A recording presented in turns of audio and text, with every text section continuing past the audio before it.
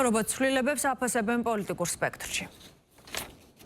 ამ ცვლილებებს არავითარი გავლენა არ ექნება ჩვენი საზოგადოების და ჩვენი ქვეყნის კეთილდღეობაზე, უკეთეს მომავალზე, საერთაშორისო იზოლაციის დასრულებაზე, ევროპულ ინტეგრაციაზე, არც ერთ ამ ზემოჩამოთვლილ საკითხებზე ის არ იმოქმედებს, რაც რეპრესიული მანქანა გაჩერდება და არც პოლიტიკური დევნა. აქედან გამომდინარე, ეს არის ბიძინა ივანიშვილის კარზე მიმდინარე ბრძოლის შედეგები. თითოეული ასეთი სამთავრობო გადაადგილება ემსახურება მხოლოდ და მხოლოდ ამ ქვეყნის არაფორმალური მმართველის, ანუ ქართული ეგრეთ წოდებული deep state-ის პირადი ინტერესებს.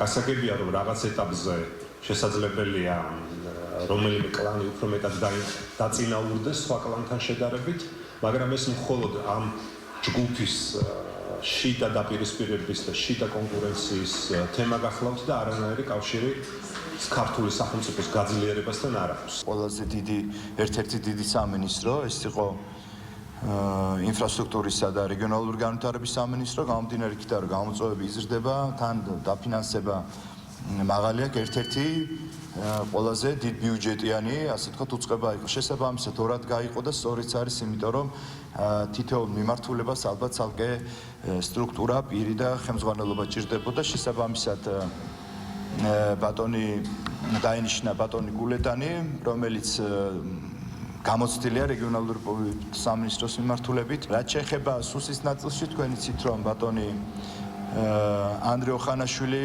ავირჩიეთ პარლამენტში მთავრობის წარდგინებით.